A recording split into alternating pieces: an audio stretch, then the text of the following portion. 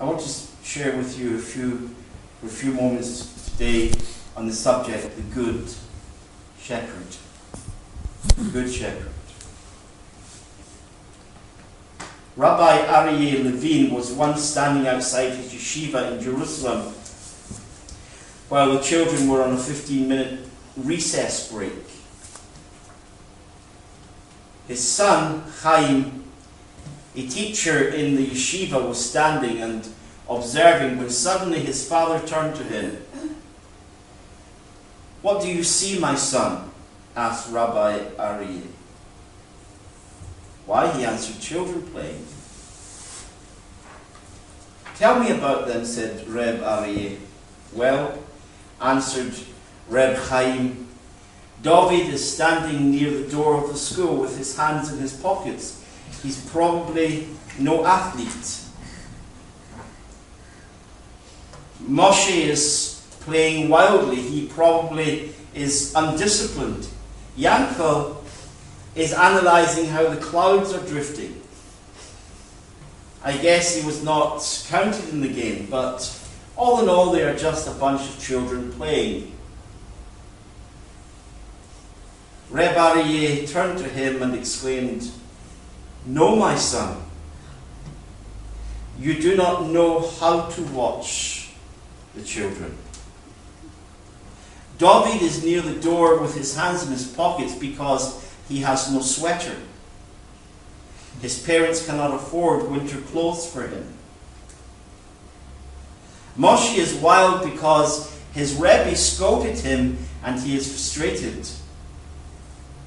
And Yankel is moping because his mother is ill and he bears the responsibility to help with the entire household. In order to be a Rebbe, you must know each boy's needs and make sure to give him the proper attention to fulfill them." Hashem favored shepherds. Indeed, the name shepherd became a title for the kings and rulers of Israel. He called Abraham from a settled life to become a city dweller. Or rather, the settled life of a city dweller. Because Haran was a large city, and he turned him into a shepherd who crossed over the river Euphrates and took possession of the land of Canaan. The reason for this choice is obvious. There is a parallel between the work of a shepherd and that of a leader. Abraham left the land across the river. Yitzhak, on the other hand, was forbidden to go, but instead had his wife brought from there. And Yaakov fled across the river from his brother Esau's fury. But they were all shepherds. And it was in shepherding that they learned how to lead. It was essential that they did so because they each laid the foundations upon which Moshe built the nation. When the numbers involved were relatively small, Abraham and Yitzhak's households numbered but a few people, and even Yaakov took only 70 souls into Egypt with him.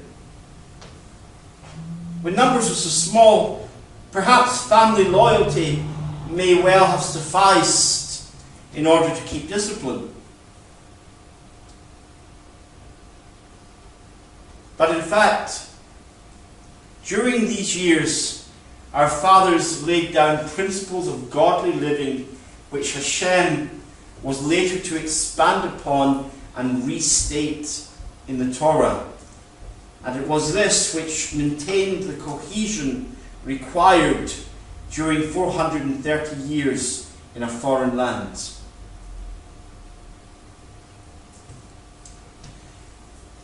We may look at the last 130 years at the story of our people when we've had an established community in this country. From the mid to late 1800s onwards, significant numbers of Jewish people came from Russia and Poland, from Germany, and established a Jewish community here. Of course, over the years, that community has shrunk. But as we look at the story of the last 130 years or so, we see that how easily intermarriage and departure from the community has happened. So that there are people today who genuinely have no awareness of their Jewish descent. All in the space of a quarter of the time that we were in Egypt. The same pressures and dangers existed in Egypt as have faced us over the last 130 years.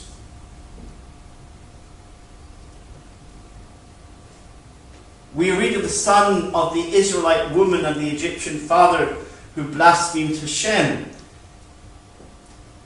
We read of the mixed multitude who went up from Egypt with us.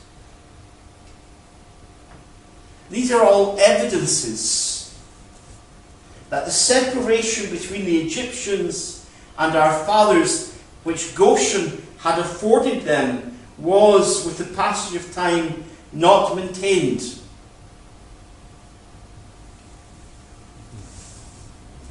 Nevertheless, these were the exceptions to the general situation. The persecution which followed the Hyksos invasion of Egypt fell upon the identifiable community of the children of Israel.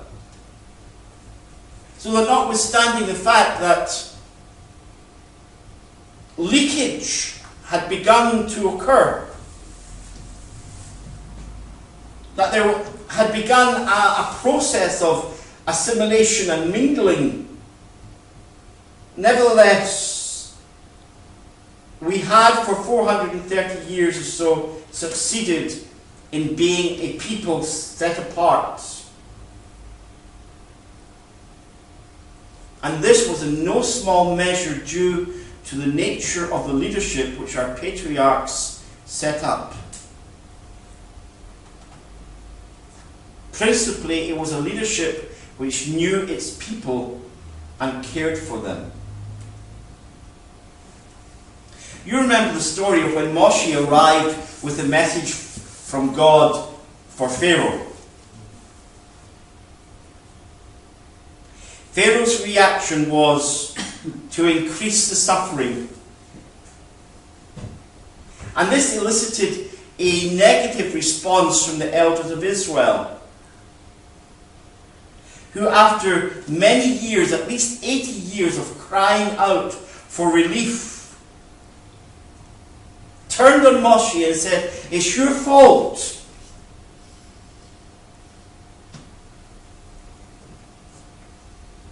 It's easy for us to look at the story and say to ourselves, how ungrateful these renegades were. But as with most of the story of the Jewish people, there are layers upon layers of conflicting truths. On the one hand, we can say they were ungrateful. After years, 80 years or so of crying out for deliverance, God sent it, and they refused it. But then on the other hand, they were distressed at the added suffering which the nation was to endure. Moshe had grown up as a prince of Egypt. Not for him the rough and hardy life of a shepherd. Yet, the 40 years which he spent in the desert, shepherding Yitro's flocks had taught him the essentials of leadership. The shepherd must be wise to where water and grazing may be found, especially in the barren places. He must always be on the lookout for dangers and ready to enter into conflict to protect his flock, but primarily he must care about his sheep.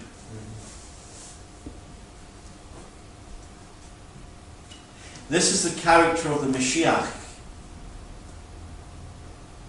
And it is the character of every man or woman who would be like him. When Mashiach Yeshua referred to himself in Yochanan 10 as the Good Shepherd, he was making a uniquely political statement. Uniquely political because it was a statement of the King Mashiach. And like the Maccabees, who had 164 years before overthrown the rule of an evil monarch, Yeshua was now contrasting himself with the rulers of Israel in his day. He's not contrasting himself with the Goyim, the Romans, because as foreign oppressors, they would never have been considered as the shepherds of the nation. But he contrasted himself with the Sanhedrin, especially the Kohanim, who made up the party of the Ziddikim, the Sadducees. Because they controlled the temple and its environs. They were the unwilling servants of Rome. And it was at Hanukkah, as they celebrated the rededication of the temple by the Maccabees, who were regarded as good shepherds, but who had usurped both the throne and the kahuna, the priesthood, by placing themselves in those positions as king and Kohen HaGadol. At Hanukkah, when they're celebrating these so-called good shepherds, Mashiach Yeshua chooses to declare himself as the good shepherd who gives his life for the sheep. Immediately, he explains the use of this title. In Yochanan 10 verse 11, he says, I am the good shepherd. The good shepherd lays down his life for the sheep. This contrasts with the behavior of the false shepherd. He says, a hired hand, since he isn't a shepherd. And the sheep aren't his own. Sees the wolf coming, abandons the sheep, and runs away. Then the wolf drags them off and scatters them. The hired worker behaves like this because that is all he is, a hired worker. So it doesn't matter to him what happens to the sheep.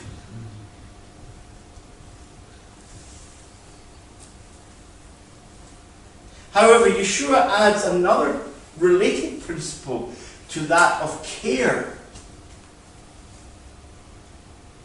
In the first principle, he's talking about caring for the sheep. The good shepherd lays down his life because he cares for the sheep. But he adds another principle. That is the intimacy of knowledge. I am the good shepherd. I know my own, and my own know me.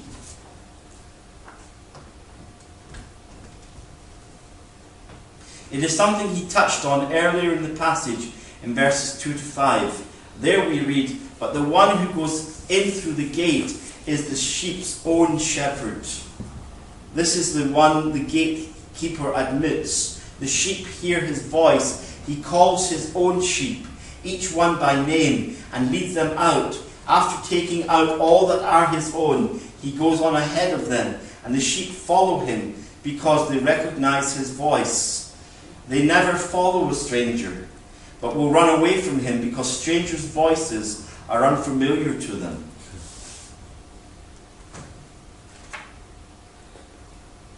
These twin principles of caring for the sheep and knowing the sheep are basic to the governance of the Jewish people since the days of Yaakov.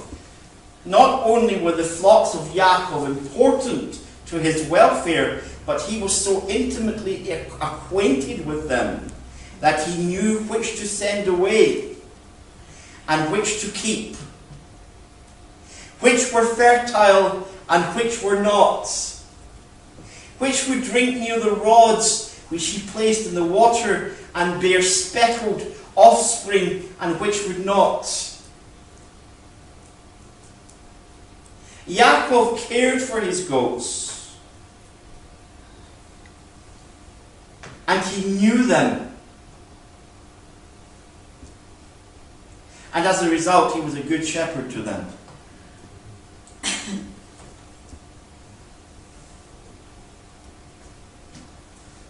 To be called to leadership means to be spent and to spend of one's time and energy, to be willing to fight the enemy in the defense of one's community. The secret of the Kohanim in the Torah, as they lifted the wave offerings and burnt offerings before Hashem, was this: that they were so identified with the sacrificial offerings that they became them.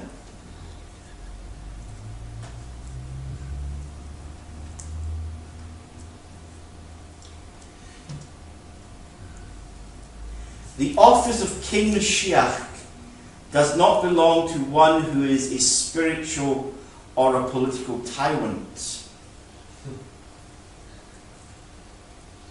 The slavish obedience of the Hasidim to their Rebbes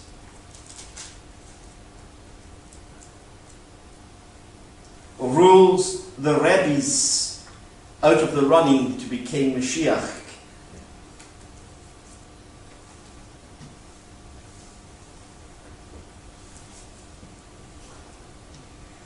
The King Mashiach is one who knows his flock, who understands who and what we are, and will defend us even at the cost of his own life.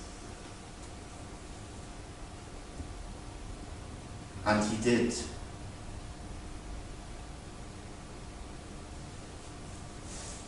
Those who know the Good Shepherd's call know that it is the call of the Torah.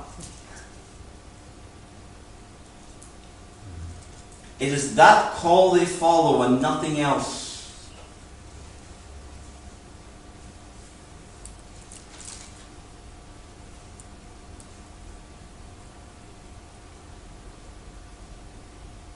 I have been mentoring over the last few months a leader in Nigeria.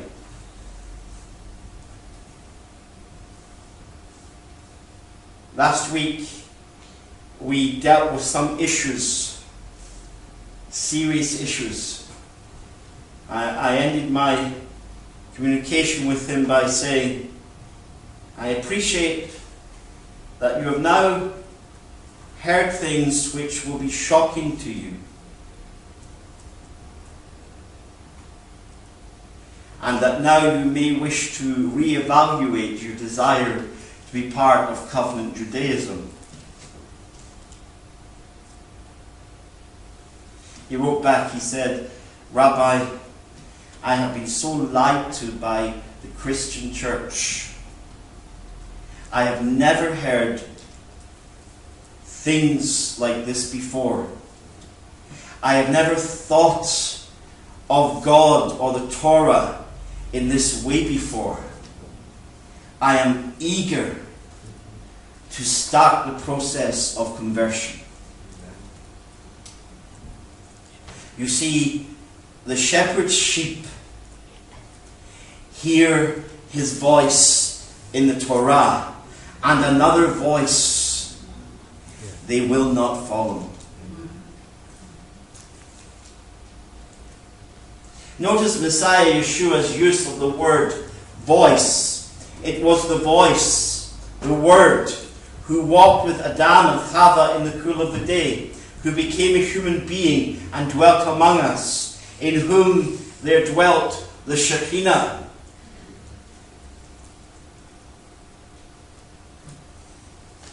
Our Seder opens with Yaakov leaving for Haran. As he goes, he makes for the place Hamakom on Mount Moriah. No, there are those today who say that the Temple Mount, Moriah, does not belong to us. Yes, there are even Jews who say it doesn't belong to us.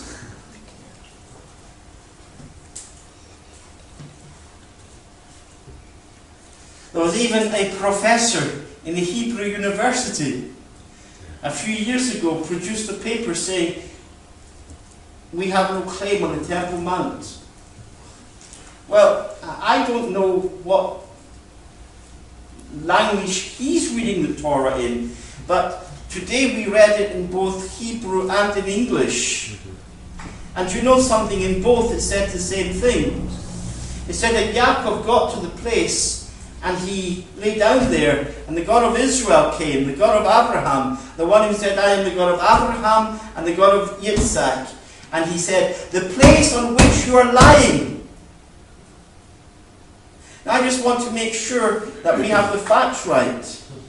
Because, you know, we have been told recently that we lack love for Muslims because we don't want to give them our land. And we don't want them ruling America and those sort of things. I just want to get our facts right. Now, he went, you check with me, you tell me, please, you can interrupt me just this once, you can interrupt me and tell me if I have gotten it wrong. He went from Beersheba, he's on the way to Haran. So far, yes? Yes. And he stops at the place. And it's a place where he anoints the pillar. It is Mount Moriah, yes? Yes.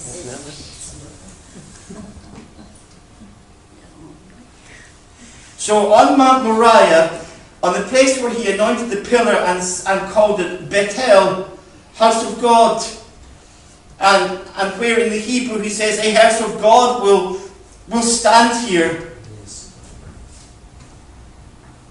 That would be the Temple Mount, yes? Absolutely. Hashem says, the place where you are lying I give to you and to your descendants after you, forever. So let me tell you something. All the Jews in the world, all the Jewish intellectuals in the world, thankfully there's only been a couple so far, but they could all, if they wished, produce paper after paper after paper telling us that Temple Mount doesn't belong to the Jewish people. But listen, the God of Abraham says that it does.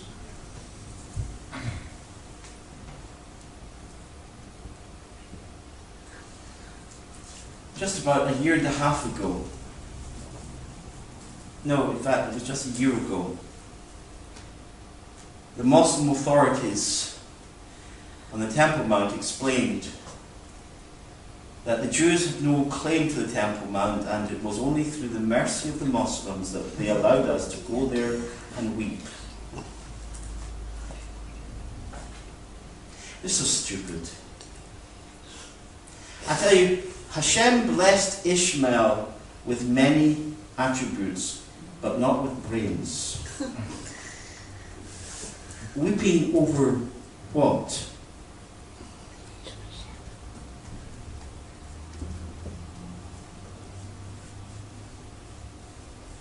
So here he is, he's leaving for Haran, and as he goes, he makes for the place, Hamakom, on Mount Moriah, where Abraham had bound his father Yitzhak on the altar, where the Shekinah of God dwelt, where worship was made to the Eternal by Melech Zedek. See, all of these things predate the giving of the Torah and the building of the temple. God's Shekinah was already dwelling there even before the temple was built. There was already a priest, Melech Zedek. offering sacrifices to the God of heaven on Mount Moriah long before Abraham arrived in the land. Indeed, Abraham paid tithes to him.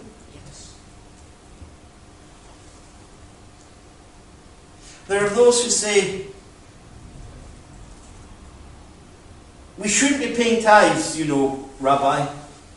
The temple doesn't stand. It wasn't standing when Abraham paid them to Melchizedek either. People are so stupid. Do you know what's most stupid of all? Just read the Bible. It's all in there. So here he is in this place where Hashem was worshipped. That's how the Seder opens, and it closes with him returning. But this time, the angels come to meet him. Something had changed. As he's going out of the land, he goes to the place where the Shekinah is. But when he's returning, the angels go to meet him, because something has changed. When he went to Moriah, he went to the Shekinah, but it transformed him so that the Shekinah went with him.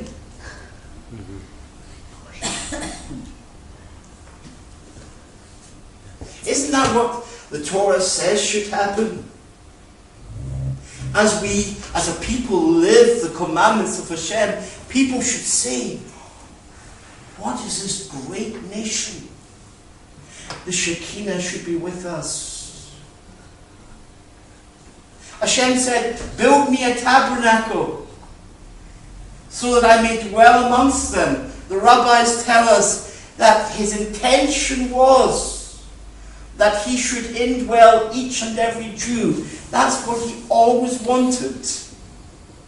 So our father Yaakov goes to the place, he's transformed in the place, and the Shekinah went with him, so that when he returned, the angels came to meet him. This is a true mark of the Messianic man. The Shekinah is with him.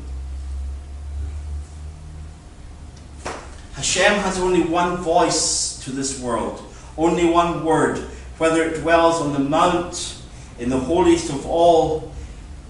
It also dwelt and dwells in the King Mashiach, the Word made humanity.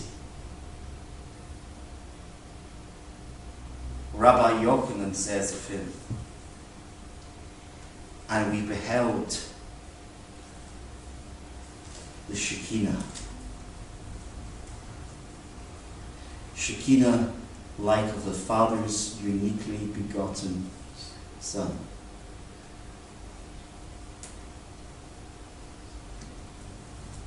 Shepherds in biblical times, just as among the Bedouin today, had a distinctive call.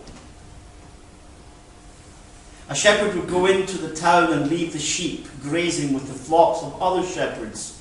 And when the time to leave came, he walked out beyond them and stopped and made his call, and his own sheep separated themselves from the others and followed him. For this reason, I say, the voice the sheep follow is the Torah. Once we have heard it, we know its speaker and follow it, and another will we not follow, because his voice is unfamiliar. Let us follow the Good Shepherd this week, this month, this year, and always until he comes. Shem Yeshua. I guess he was not counted in the game, but all in all, they are just a bunch of children playing. Reb Aryeh turned to him and exclaimed, "No, my son, you do not know how to watch the children. David is near the door with his hands in his pockets because he has no sweater.